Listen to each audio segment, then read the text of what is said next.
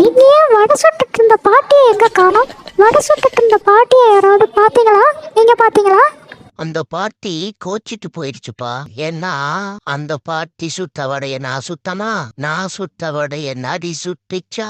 பாட்டி கோச்சிக்கிச்சு. இனிமே இங்க நான் கடையே போடலடா அப்படின்னு சொல்லிட்டு எங்க போயிடுச்சுன்னு தெரியுமா? அதோ பார், அந்த நிலாவுலதான் வடை சுட்டுட்டு இருக்கு அந்த பாட்டி.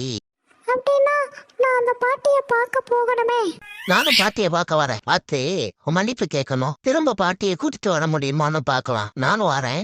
எங்க என்னோட ஒரு தீயில சொல்லெடுத்து ஒளி போடுற கையெழுத்து அன்னொருவ வந்திருக்காடு.